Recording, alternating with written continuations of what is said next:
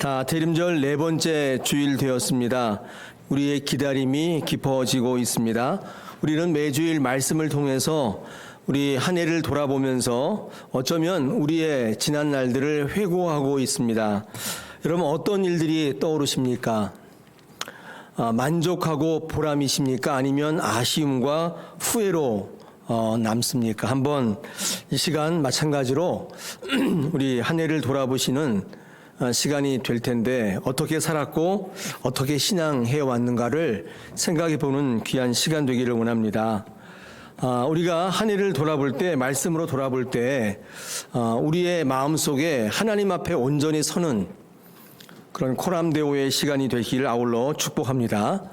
오늘 대림절 네 번째 시간에 주시는 말씀 시편 106편은 회개와 탄원의 시편이라고 부르고 있습니다. 아마도 옛날 이스라엘 사람들이 제사를 지낼 때 이 시편을 낭송함으로써 지난 역사 속에서 하나님을 기억하지 못하고 하나님의 뜻을 거역했던 그런 사실들을 돌아보면서 그들의 어리석음을 회개하고 또 다시금 주의 은총을 기대하는 마음으로 탄원했던 그런 시편입니다. 아마도 이 감사와 찬양으로 이렇게 되어 있는 이 탄원시는 매 제사 때마다 의례적으로 예배 때, 제사 때 아마 불렀던 찬양이었던 것 같습니다. 자, 오늘 이 시편의 모양은요, 회개와 탄원의 모양으로 되어 있습니다. 그런데 시작과 끝이 감사와 찬양으로 시작되어 있습니다. 시작하고 끝납니다. 우리 1절 48절을 제가 적어왔는데 보시면 1절에 여호와께 감사하라 이렇게 감사로 시작하고 있죠. 그 다음에 48절에 보니까 여호와 이스라엘 하나님을 영원부터 영원까지 찬양할지어다 이렇게 감사와 찬양으로 시작하고 끝나고 있는 것을 볼 수 있습니다. 왜 그랬을까요? 회개와 탄원의 시인데 시작과 끝을 감사와 찬양으로 끝나고 있단 말이에요. 왜 그랬을까? 여러분 감사는 아마 이런 뜻이었을 것 같습니다. 잘 알지 못해서 순종하지 못했음에도 불구하고 여기까지 오게 하신 하나님께 감사했겠죠. 워낙 원래대로 했다면 순종하지 못하고 불순종했기 때문에 다 없어져야 했었는데 여기까지 오게 하신 하나님의 그 은혜를 기억하며 감사했겠죠. 찬양은 불순종하고 배은망덕했지만은 신실하신 하나님을 기대하면서 여전히 하나님의 은총을 갈망하는 이스라엘 민족의 중심이 반영되어 있는 그들의 고백이죠. 이 찬양입니다. 회개와 탄원시인데 이 시작과 끝이 감사와 찬양으로 시작하고 끝난다는 것은 매우 특별한 것이죠. 이 감사와 찬양은 그래서 사실은 예배하는 모든 사람이 가지고 있어야 될 기본적 자세입니다. 그래서 명령이에요. 권유나 부탁하는 게 아니라 명령하고 있다는 것입니다. 자, 왜 명령이냐면 감사와 찬양은 제가 지금 말씀드린 것처럼 우리 지난 날을 돌아볼 때 너무나 부족한 게 많은데 여기까지 오게 하신 거, 그리고 앞으로도 이런 은혜로 채워주실 것을 갈망하고 기대하는 마음 때문에 그렇습니다. 모든 예배자의 기본적 자세죠. 이런 모습은 하나님 앞에 서는 코람데오의 가장 좋은 모습이죠. 사랑하는 여러분, 오늘도 이 자리에 서실 때에 감사와 찬양의 모습으로 앉아 계시기를 축복합니다. 예. 우리 삶이 어떠하든지 관계없이 감사하고 찬양하시는 여러분 되시기를 원합니다. 실수할 수 있지만은 다시 새롭게 능력 앞에 또 하나님 앞에 서기를 원하신다면 머뭇거리고 망설이고 후회하고 아쉬워하는 마음보다도 감사와 찬양의 결단으로 예배 시간이 임하시면 하나님께서 새로운 은혜를 부어주실 줄로 믿습니다. 자, 오늘 이 시편 106편은요 지금 말씀드린 것처럼 지난 날을 회고하는 형식입니다. 시편 이 106편 전체를 보면 출애굽서부터 바벨론의 포로까지 그 역사들을 쭉 회고하고 있습니다. 그러면서 돌아보니까 엄청난 은혜의 사건들이었다고 고백합니다. 그런데 우리가 그때마다 은혜를 누리지 못하고 잘 알지 못해서 다 그냥 흘려보냈다는 거예요. 아쉬워해요. 회개하고 탄원하는 그런 시인 것입니다. 자, 다 우리가 얘기할 수는 없고 오늘 27절까지 보면은 다섯 가지의 사건이 회고되고 있는데 7절부터 27절까지 보면 다섯 가지가 나오는데 앞에 제가 정리를 해봤습니다. 먼저 7절에서 12절까지 보면 홍해 사건이 회고되고 있습니다. 그 다음에 13절로 15절 보니까 마라에서 목말랐는데 모세가 지팡이로 쳐서 물을 깨치는 그 마라의 사건, 그 다음에 메추라기 사건이 회고되고 있고, 그 다음에 16절에서 18절 보니까 고라당의 반역 사건, 우리 예전에 한번 묵상했었죠. 이 고라당의 반역 사건이 나와 있고, 그 다음에 19절에서 23절 보니까 금송아지 사건이 기록되어 있습니다. 24절에서 27절을 읽어보면 가나안 땅을 점탐했던 그때의 사건들을 회고하고 있습니다. 오늘 주시는 이 7절에서 27절까지 다섯 가지 사건이 나와 있는데 이 중에서 우리 마라의 물 사건과 이 메추라기 사건, 그 다음에 이 금송아지 사건을 중심으로 같이 좀 말씀을 나누었으면 좋겠습니다.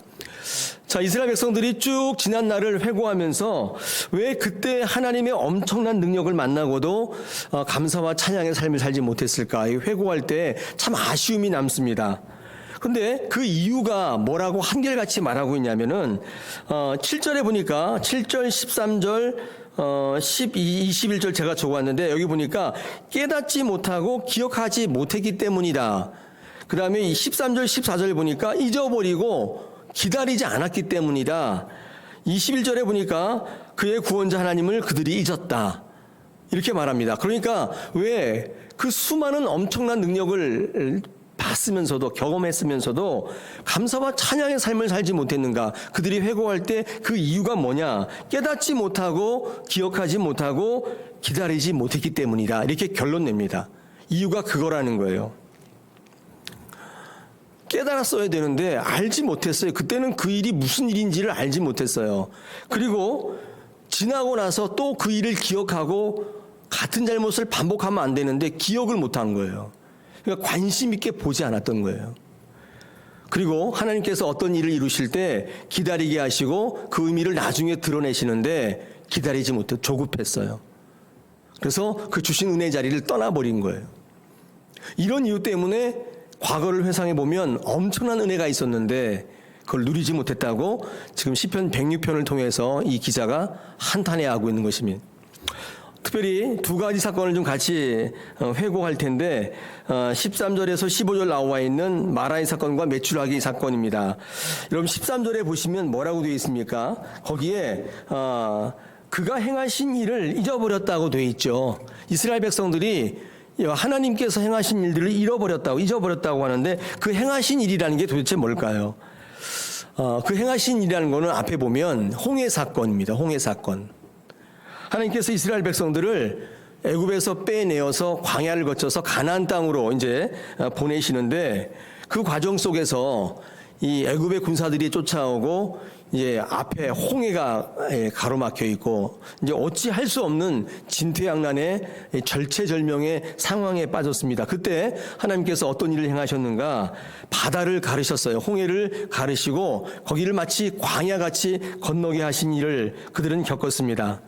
그런데 그 하나님이 하신 일을 보고 잊어버렸대요. 잊어버릴 게 따로 있지 않습니까? 이 바다가 갈라지는 것을 봤는데 그걸 잊어버렸다는 거예요. 어떻게 잊어버릴 수 있겠죠? 바다가 쫙, 지금 제가 영상을 하나 준비하려고 했는데 보고 싶으시죠? 집에 가셔서 이집트 왕자 만화 영화 보면 바다가 물기둥같이 쫙 갈라지지 않습니까? 그 엄청난 광경. 진짜 바다가 그렇게 갈라졌다면 여러분 그거 보시면 잊으시겠어요? 잊는 건 아니고 트라우마가 생길 것 같아요. 그 동해 바다가 저 일본까지 쫙 갈라져서 그 바닥을 지나간다고 생각해 보십시오. 땅을 걸어서. 그 물기둥이 도대체 얼마나 높을까요? 그 바다가 수십 미터가 될 텐데, 수백 미터가 될 텐데, 아니 그거를 잊어버렸대요. 뿐만 아니라 그들이 일하지 않았는데도 매일 양식을 먹을 수 있도록 만나를 주었습니다. 그런데도 불구하고 이스라엘 백성들은 그걸 잊어버렸어요. 더 좋은 것, 더 기름진 것을 바라는 욕심으로 고기를 주지 않는다는 하나님을 시험했어요. 일하지도 않았는데 매일 만나를 부어줬거든요, 광야에서. 근데 그 만나를 먹었는데도 불구하고 더 좋은 거 주시지 않는다고. 우리 14절에 보니까 광야에서 욕심을 내면서 광야의 사막에서 하나님을 시험했다고 성경은 기록합니다. 그냥 매일 같은 거 준다고, 매일 어떻게 똑같은 거 먹냐고 그러면서 더 좋은 거, 더 기름진 거 달라는 마음으로 고기 주지 않는다고 하나님을 시험했대요. 똑같은 거 어떻게 먹냐고 시험을 한 거예요.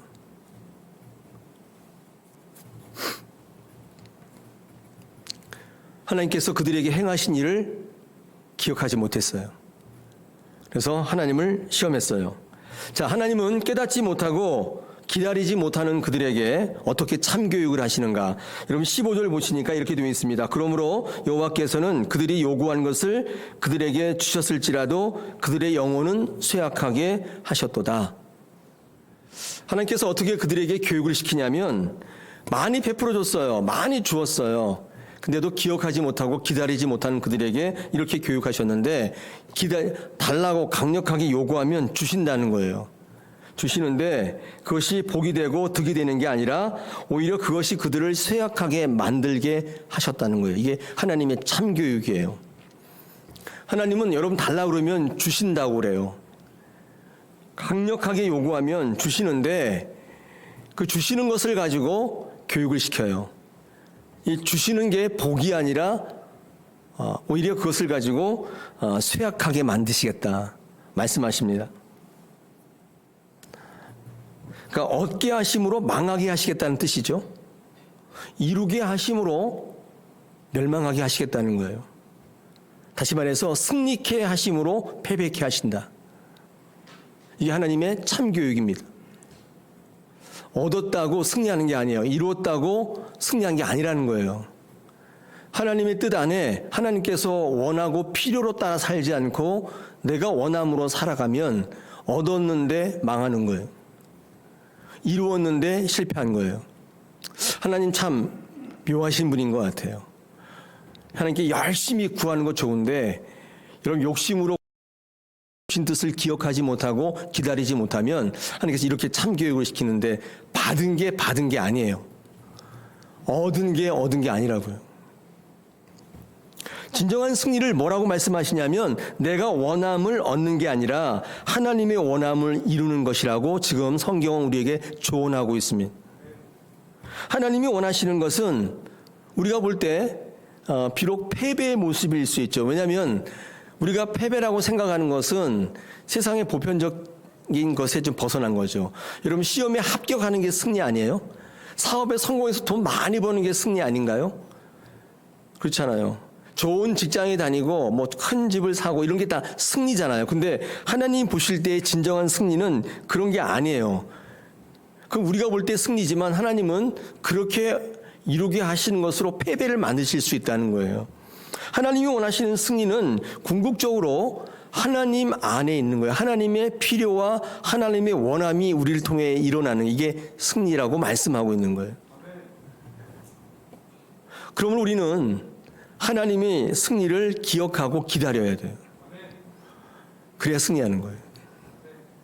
비록 내가 원하는 걸 얻었는데 우리의 영혼은 더욱 쇠약해져요. 얻었는데 망해요. 이루었는데 패배해요. 하나님은 그렇게 우리에게 참교육을 시키시겠다는 것입니다. 이스라엘 백성들은 이 사건을 회고하면서 왜 그때 감사와 찬양으로 하나님이 주신 것들에 제대로 화답하지 못했을까를 회개하며 탄원하고 있는 것입니다. 오늘 이 자리에 계신 여러분, 우리도 그 옛날 마라와 메추라기 사건을 회고했듯이 여러분도 여러분의 삶 속에 마라와 메추라기 사건을 한번 떠올리시기 바랍니다. 나의 원함으로 살지 마시고 하나님이 내게 원하시는 것이 무엇인지를 돌아보시는 그런 귀한 시간 되시기를 축복합니다. 하나님이 여러분을 통해서 이루시고자 하는 것들이 이루어지는 게 진짜 승리예요. 오늘 두 번째 묵상할 말씀은 19절에서 23절까지 나와 있는 금송아지 사건을 묵상하고자 합니다. 여러분, 금송아지 사건은 이 척박한 이 광야 속에서 약속의 땅을 향해 가는데 이 기다리는 것이 얼마나 중요한 것인지를 우리에게 보여주는 대표적인 사건입니다. 성경에 여러 군데 나와 있는데 출애굽기 24장과 또 32장 이런 데 자세히 나와 있습니다. 이스라엘 백성들이 어떤 일이 있었냐면요, 광야를 지날 때 신광야에 도착해서 시내산에 이 모세가 십계명을 받으러 올라갑니다. 출애굽기 24장 18절에 보니까 이 모세가 시내산에 올라가서 얼마나 있었냐면 고작 40일 있었어요. 40일. 근데 이스라엘 백성들이 산 밑에서 십계명을 받으러 간 모세가 오지 않는다고 난리가 난 거예요. 모세를 못 기다려요. 고작 40일을 못 기다렸어요. 그래서 그들 스스로 형상을 만들었습니다. 그게 금송아지예요. 금송아지 형상을 만들었어요. 40일만 기다리면 될 텐데 모세가 십계명을 떡하니 받아가지고 올 텐데 한 달 열흘을 못 기다려가지고 그 밑에서 나름대로의 하나님을 만든 거예요. 여러분, 기다리지 못하는 걸 많은 사람들이 참을성이 없어서 그렇다는데 사실은요, 기다리지 못하는 것은 신뢰하지 않기 때문입니다. 신뢰함이 없으면 못 기다려요. 아무리 참을성이 없어도 확신하면, 신뢰하면 끝까지 가요. 기다려요. 약속에 대한 확신이 없는 분들은 절대로 기다릴 수 없습니다. 신뢰를 확인하는 방법이 있습니다. 신뢰를 확인하는 방법이 있는데 그 뭐냐면 이렇게 한번 해보시면 돼요. 어떤 사람과 약속을 했습니다. 계약을 했습니다. 그런데 그 약속에 대해서 상대방이 정말 나를 신뢰하는지를 알고 싶다면 의도하셨든 의도하지 않으셨든 그냥 기다리게 해보세요. 바로 드러납니다. 나를 신뢰하지 않은 사람은 절대로 기다리지 않습니다. 바로 떠나요. 일정 시간이 지나면 바로 드러나요. 일정 시간이 굉장히 중요해요. 그 시간은 나의 인내를 또 나의 신뢰를 시험하는 기간이 분명히 있어요. 기다리지 못한다면 신뢰하지 않는 겁니다. 신뢰한다면 기다리는 거예요. 같은 얘기예요. 우리는 신앙생활 속에서 말씀을 통해서 하나님과 무수한 약속을 맺고 있습니다. 그 약속은 최종적으로 구원으로 드러나게 되어 있습니다. 그런데 하나님께서 그 약속을, 구원을 우리에게 이루시기까지 그 구원을 누리기에 합당한지 우리를 시험하세요. 기다리게 하신다고요. 여러분, 정말 하나님께서 여러분에게 주시는 구원을 믿으신다면, 내 삶이 너무 어렵지만 힘들지만 아프지만 내게 이루실 궁극적인 구원이 있음을 확신하신다면 우리는 끝까지 가는 것입니다. 기다려요. 우리의 삶의 자리, 신앙의 자리가 하나님께서 구원을 이루시는 자리라고 믿고 여기에 불러주시고 여기에 헌신케 하셨다는 하나님의 약속을 믿으신다면 우리는 이 자리에서 끝까지 기다리는 거예요. 근데 믿지 않는다면 우리는 대안을 찾게 되고 여기저기 기웃거리게 되는 것입니다. 반드시 떠나게 되어 있습니다. 여러분과 약속을 맺었는데 여러분 신뢰하지 않는 분들은 지금 있나요? 여러분 주변에 없을 겁니다.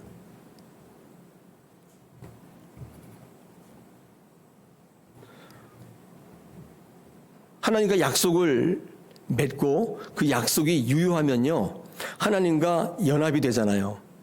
하나님과 끝까지 기다리시면요, 이렇게 하나님과 접붙여지게 돼요. 여러분 주변에 여러분을 믿고 끝까지 남아있는 분들은 옆에 붙어 있죠.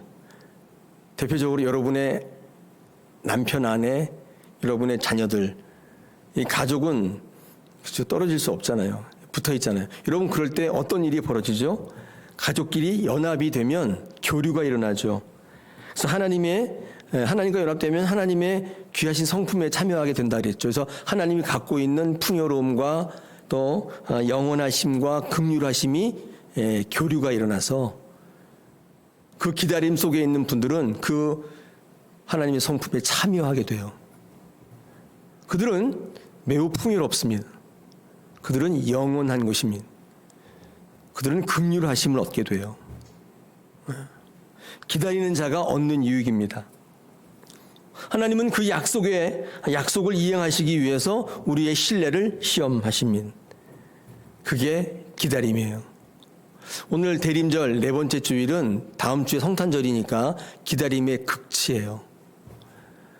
매주마다 말씀을 계속 기다림을 주제로 기다림의 미학을 이야기하고 있는데, 기다림을 잘 묵상하시면서 성탄의 예수님을 기대하셨다면 다음 주에 영적으로 하나님께 주시는 그 성품에 동참하게 되는 것입니다. 그 성탄절이 우리 한번 지나가는 절기지만 그 성탄절이 주는 의미는 어쩌면 여러분의 영혼을 뒤바꿔 놓을 수 있을 만큼 강력한 것입니다. 이 땅에 오신 예수 그리스도를 만난다는 게 굉장히 추상적이잖아요. 그런데 이 기다림을 통해서 여러분의 신앙의 실제화될 수 있습니다.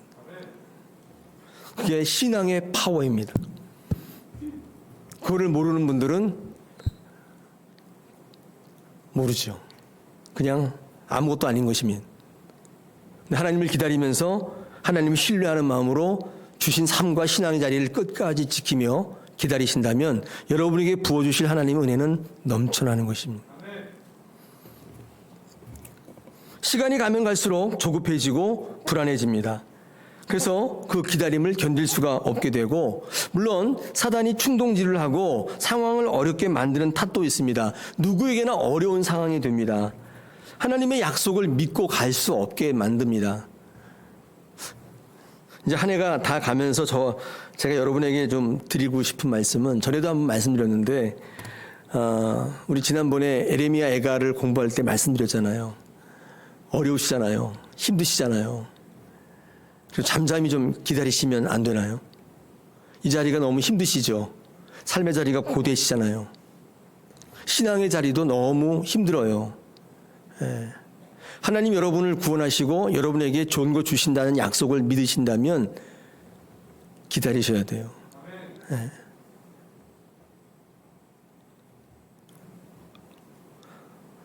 당장의 나의 원함으로, 나의 유익으로, 나의 편함으로 꼭 사셔야 되겠어요? 그렇다면 우리도 스스로 금송아지를 사도 바울은 아마도 이스라엘 백성들의 이런 모습을 아마 구약 성경을 통해 묵상했을 텐데, 이 말씀은 아마 시편 106편을 묵상하면서 사도 바울은 당시에 로마서를 쓰면서 로마의 핍박을, 로마 제국의 핍박을 견디다 못해서 신앙을 포기하고 그 자리를 떠나는 로마 교회 성도들에 대한 경고와 권면을 로마서를 통해서 썼습니다. 제가 준비해 왔습니다. 로마서 1장 제가 한번 읽어보겠습니다. 21절 23절입니다. 하나님을 알되 하나님을 영화롭게도 아니하며 감사하지도 아니하고 오히려 그 생각이 허망하여지며 미련한 마음이 어두워졌나니 스스로 지혜 있다 하나 어리석게 되어 썩어지지 아니하는 하나님의 영광을 썩어질 사람과 새와 짐승과 기어다니는 동물 모양의 우상으로 바꾸었다. 우리 오늘 20절에, 본문 20절에 자기의 영광을 풀먹는 소의 형상으로 바꿨다. 시편의 기자가 노래한 사실을 아마 사도 바울이 그것을 읽고 아마 이렇게 쓴 것 같습니다. 당시에 로마 교회에 핍박을 견디지 못하고 환난을 견디지 못하고 하나님의 약속을 믿지 못하고 기다리지 못하고 그 자리를 이탈하는 많은 사람들에게 이 말씀을 인용해서 이렇게 적었어요. 썩어지지 아니하는 하나님의 영광을 썩어질 사람과 새와 짐승과 기어다니는 동물 모양의 우상으로 바꿔버렸다는 거예요. 가장 좋은 것을 가장 나쁜 것으로 바꾸는 우를 범하게 되었다. 왜냐하면 기다리지 않기 때문에. 기다리지 않을 때는요, 금송아지 되는 거예요. 하나님이 금송아지가 돼버려요. 기다리지 않으면 가장 좋은 것이 가장 나쁜 게 돼요. 자, 이런 이스라엘 백성들을 하나님께서 어떻게 교육을 시키시는가? 우리 로마서 1장 24절, 26절, 28절에 똑같이 공이 반복되어 나오는 게 있는데 그게 내버려 두심입니다. 내버려 두심인데, 자, 이게 무슨 말이냐면 하나님이 주시는 가장 무서운 형벌이 뭐냐면 내버려 두시는 거예요. 다음 거 보여주세요. 네. 저는 그렇게 생각합니다. 하나님께서 우리에게 주시는 형벌 가운데 가장 무서운 형벌은 때리는 것도 아니고 망하게 하는 것도 아니고 병들게 하는 것도 아닙니다. 그거는 관심의 표명이에요. 근데 진짜 무서운 형벌은 저거예요. 내버려 두세요. 하고 싶으냐? 하라는 거예요. 내가 무슨 상관이냐는 거예요. 그렇게 원하냐? 해보라는 거예요. 예배드리기 싫으냐? 하지 말래요. 기도하고 싶지 않니? 하지 마. 이거 무관심인데 이 진짜 무서운 형벌입니다. 왜냐하면 우리가 지금 살아있는 것은 하나님의 은혜가 있기 때문이에요. 지난번에 제가 수요사경회 때 천국 지옥을 말씀할 때 성경적 정의를 내린 적이 있는데 천국이 뭐냐? 하나님의 은혜가 넘치는 곳. 지옥이 뭐냐? 저거예요. 저거. 저거 없어졌네.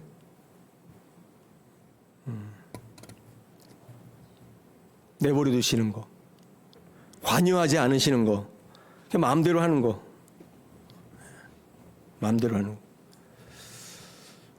제가 교회 목회할 때요.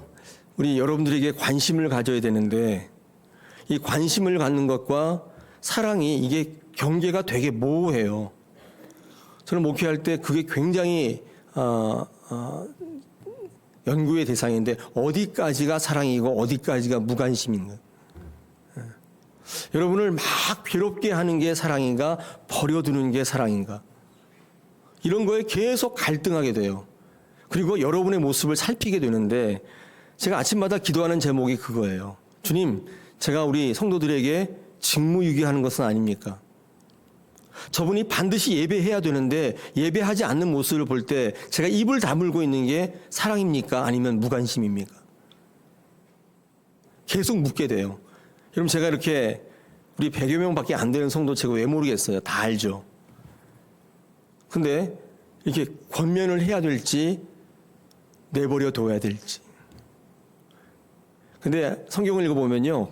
하나님께서 권면하고 때리고 붙들어 세우는 게 사랑이라고 돼 있고 오늘 보다시피 하고 싶으면 마음대로 하세요. 하나님 주시는 가장 무서운 형벌이라고 말씀하고 있는 거예요. 저는 그 경계선상에서 매일 고민하고 있어요.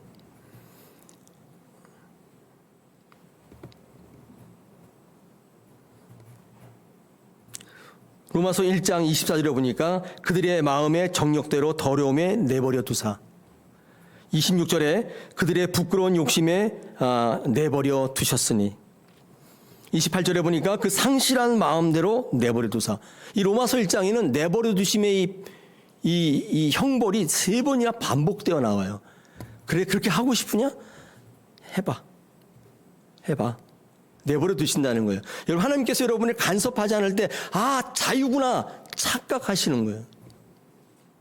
믿음의 선배들이 믿음의 지도자들이 여러분 그렇게 하시면 안 됩니다. 이렇게 하셔야 돼요. 여러분 그게 오히려 복이란 사실을 그들은 몰랐던 거예요. 여러분 금송아지를 오늘 그 19절에 보니까 우상이라고 이렇게 얘기하고 있잖아요.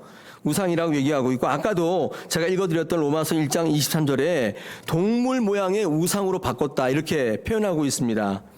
여러분 그래서 기다리지 못하면요 하나님이 우상되는 거예요. 우상이 돼요. 여러분 어떤 우상이 되느냐 제가 출애굽기 32장을 적어왔습니다. 4절 읽어볼게요. 아론이 그들의 손에서 금고리를 받아 부어서 조각칼로 새겨 송아지 형상을 만드니 그들이 말하되 이스라엘아 이는 너희를 애굽 땅에서 인도하여 낸 너희의 신이로다 하는지라. 이튿날에 그들이 일찍 일어나 번제를 드리며 화목제를 드리고 백성이 앉아서 먹고 마시며 일어나서 뛰놀더라. 이 금송아지가 우상인데 어떤 우상이냐면 하나님을 대별하는 우상이에요. 하나님이 우상되었다는 뜻이죠. 금송아지는 뭐냐? 내가 믿고 싶어하는 하나님이에요. 기다리지 않아도 되는 하나님이시죠. 희생하고 헌신하고 감당하라고 강요하는 하나님이 아니라 앉아서 먹고 마시며 일어나서 뛰놀 수 있는 하나님이에요. 우리가 원하는 하나님이라고요. 기다리지 못하면 그런 하나님을 급기야는 만들어내고야 마는 것이며 기다리지 못하면 하나님이 금송아지 되는 것입니다. 우리가 믿고 있는 전능하신 하나님이 우상으로 전락하게 되는 것입니다. 하나님과 금송아지의 분기점은 여러분 기다리는 거예요. 기다리셔야 돼요.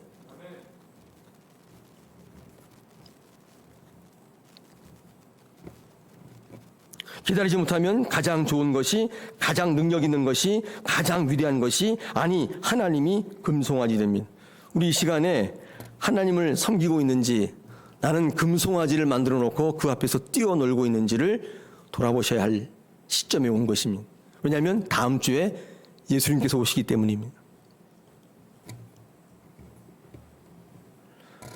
하나님께서 왜 우리에게 기다리라고 하시냐면요, 하나님은 기다리시는 분이기 때문에 그렇습니다. 하나님은 찾는 분이 아니라 기다리세요.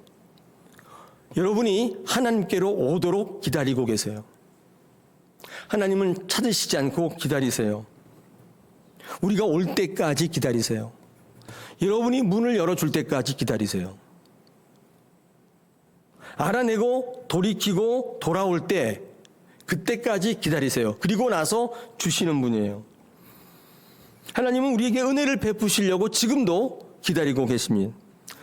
그러므로 기다린다는 말은요, 하나님 쪽의 얘기지만 동의어는 우리 쪽에서는 돌아온다는 말이 동의어예요.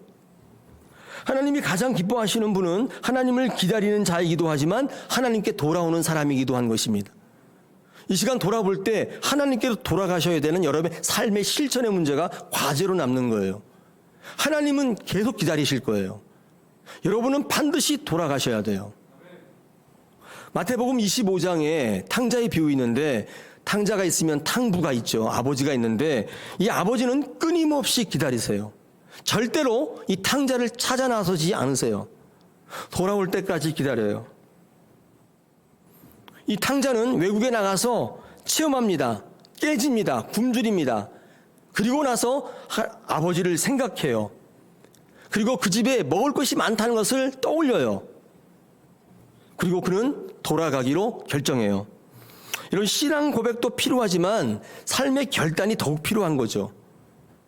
기다리시는 분이 있다면 그 기다림의 은혜를 누리려면 반드시 결단하셔야 돼요. 지금 이 시간 결단하셔야 돼요. 돌아가기로. 삶과 신앙은 별개가 아닌 거예요. 신앙의 고백과 결단이 삶에서 드러나기 때문에 오늘 이 시간에 우리 시편의 106편의 기자처럼 회고할 때 여러분 인생을 한번 돌아보시면 생각나는 게 있잖아요. 그때 내가 왜 그렇게 못했었지? 그런 거 있으면 돌아가셔야 돼요. 아니, 우리 인생의 종말에 마지막 숨을 거둘 때 그때는 늦잖아요. 돌아갈 수가 없잖아요. 기회 주실 때 돌아보시면서 내가 하나님께로 돌아가야겠다. 내가 왜 감사와 찬양의 시간을 왜 그렇게 허비했는가? 주님, 제가 주께로 돌아갑니다. 이렇게 결단하시면 이 자리에 이 기다림에 주는 유익이 넘칠 줄 믿습니다. 제가 어떤 글을 읽었는데 대나무 이야기인데 참 은혜가 돼서 소개하겠습니다. 여러분, 대나무는 식물학적 분류에 벼목, 벽과에 속하는 식물이라고 합니다. 여기에 벼나 갈대와 똑같이 대나무가 같은 과에 있어요. 근데 유독 대나무에만 나무자를 붙인대요. 왜 나무자를 붙이는가? 벼나무 안 하잖아요. 갈대나무 안 하는데 대나무만 대나무라고 한. 왜 그런가를 읽어봤더니 두 가지 이유 때문이라고 말합니다. 첫째가 대나무는 강하기 때문에 나무자를 붙인대요. 왜 강한가를 봤더니 그 이유가 대나무는 매듭을 짓기 때문이래요. 대나무는 자라면서 일정 부분 자라면 매듭이 생기고 또 일정 부분 자라면 또 매듭이 생긴대요. 벼나 갈대 같잖아요. 벼나 갈대는 그냥 쭉 자라다가 이렇게 휘어져 버리죠. 지푸라기가 되는데 대나무는 자라면서 계속 매듭을 짓는다는 거예요. 그래서 하늘 높이 치솟아 오른대요. 그래서 벽과지만 나무자를 붙인다는 것입니다. 만약에 대나무가 이 나무가 매듭이 없었다면 벼와 갈대같이 이렇게 축 처지는 지푸라기였을 거라고 얘기합니다. 이 매듭이 되게 중요한 거예요. 거기 보니까 이렇게 써 있더라고요. 우리 인생도 마찬가지인데 똑같은 인생을 사는 것이 같은 것 같은데 매듭을 어떻게 짓는가에 따라서 다르게 분류될 수 있다. 어떤 사람은 고개를 숙여서 푹 처지는 벼나 갈대가 되지만 어떤 사람은 매듭을 지으면서 하늘 높이 치솟아 오른대요. 매듭에 달려 있다는 거예요. 우리 지난 주간에 매듭 짓기 특별 새벽 기도 했습니다. 여러분 그게 왜 중요한 줄 아세요? 매듭을 짓는 시간이라서 그래요. 그래야 내년도에도 하늘 높이 치솟아 오를 수 있어요. 안 그러면 지푸라기 되는 거예요. 우리가 계속 가면 될 것처럼 보이지만 때때로 멈춤의 지혜가 필요해요. 멈춰질 때, 묵상할 때 매듭이 지어지는 거예요. 저는 신앙생활 가운데 새벽 기도가 굉장히 중요하다고 생각이 되는데, 왜냐하면 하루의 일과를 다 매듭을 짓는 거예요. 3일 예배가 왜 중요하냐면 3일마다 매듭을 져요. 그게 정지처럼 보이지만 솟구치는 힘이 되는 거예요. 일종의 멈춤의 지혜 아닙니까? 성장을 멈추고 기다리는 힘을 모으는 거예요. 그때 마디가 생기고 그것 때문에 확 크는 거예요. 이걸 보고요 사람들이 드럼통을 만들었대요. 여러분 드럼통 보시면 이렇게 매듭이 있지 않습니까? 이 매듭 때문에 힘이 더 있대요. 그래서 보통 다른 충격의 4배 이상 강하게 충격을 받아들이고 굴려도 깨지지 않는 신기한 통이 됐대요. 제가 그거 볼 때 이 매듭이 얼마나 중요한 건가를 알게 된 거예요. 우리 마지막 기도회가 왜 매듭 짓기인지를 아시겠죠? 자, 대나무가 나무자가 붙은 두 번째 이유가 있는데 그건 기다림 때문입니다. 여러분 중국에 가면 모소 대나무라는 게 있다는데 이 모소 대나무는 씨앗을 딱 뿌리면 4년 동안은 흔적도 없대요. 기미가 안 보인대요. 심었는지 안 심었는지 알 수가 없대요. 여긴지 저긴지 구분도 안 가는데요. 표시를 안 해놓으면 심은 장소를 알지 못할 정도로 아무 티도 안 난다는 4년 5년 동안. 그런데 5년 정도 지나면 손가락 한 마디만한 이 대나무 순이 딱 나타나는데 이게 보인 다음에 6주 만에 15m가 된대요.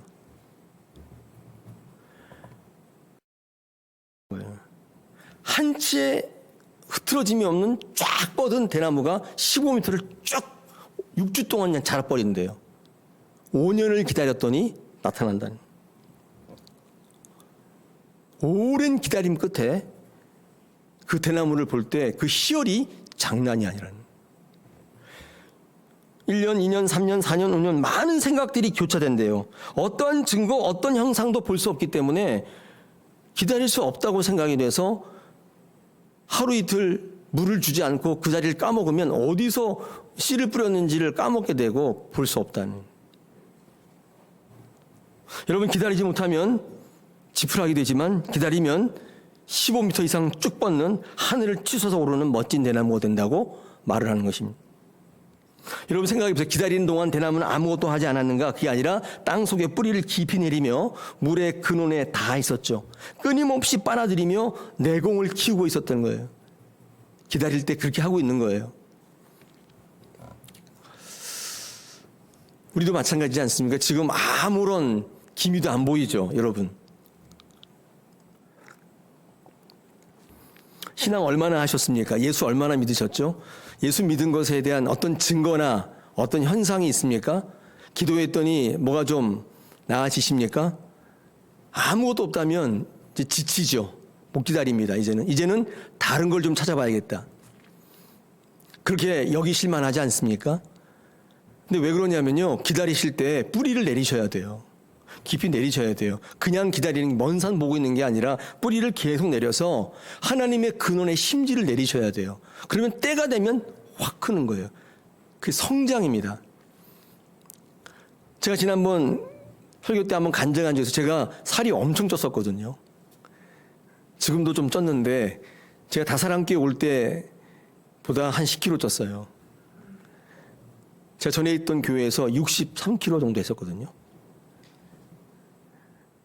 근데 살이 이렇게 쪘을 때, 이 살을 뺄 때 제가 거의 한 10년 이상, 10년 아니고 한 8년 정도 운동을 했는데 아무 기미가 없더라고요. 오히려 살이 찌고 살이 빠진다는 흔적이 없어요. 그래서 포기도 몇 번 했는데 그래도 그냥 하다 보니까 습관이 돼가지고 운동을 하다 3개월 만에 27kg가 빠져요. 제가 그걸 경험하게 됐어요. 그래서 제가 의사한테 물어봤어요. 이거 혹시 병이 난 거 아닙니까? 그랬더니 그게 아니라 내 내면에 있는 세포들이 살이 빠지는데 학습이 되는 시간이래요. 여러분이 뿌리가 하나님에 닿으면 공급이 일어나기 시작하는데 때가 되면 확 크는 거예요. 그게 대나무 올립니다. 이사야 26장 3절에서 뭐라고 얘기하는지 이렇게 얘기합니다. 주께서 심지가 견고한 자를 평강하도록 지키시니 이는 그가 주를 신뢰하기 때문이다. 여러분이 심지를 주께로 내리셔야 돼요. 그 주께로부터 영향이 올라오기 시작해요. 젖어져요. 내공이 충실해져요. 때가 되면 하늘을 치솟아 오르는 성도가 되는 것입니다. 저는 그것을 부흥이라고 부릅니다. 그것을 발전이라고 부르는 것입니다. 지금 척박해서 기다리지 못하겠다고 생각하시는 분들이 있나요? 다른 대안을 찾아봐야겠다고 생각하시는 분이 있나요? 더 편한 자리, 더 좋은 것? 여러분, 그런 것은 없습니다. 여러분, 기다린 자리에서 하나님을 바라보고 하나님 약속을 신뢰하며 나갈 때 때가 되면 하나님께서 키우실 텐데 여러분 뿌리를 계속 내리셔야 돼요.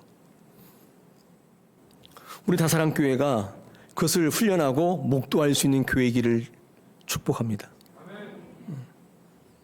오늘도 대림절 네 번째 주일에 기다림에 대해서 말씀을 들으셨는데 다음 주에 기쁨과 환희의 성탄절을 맞게 되기를 아울러 축복합니다.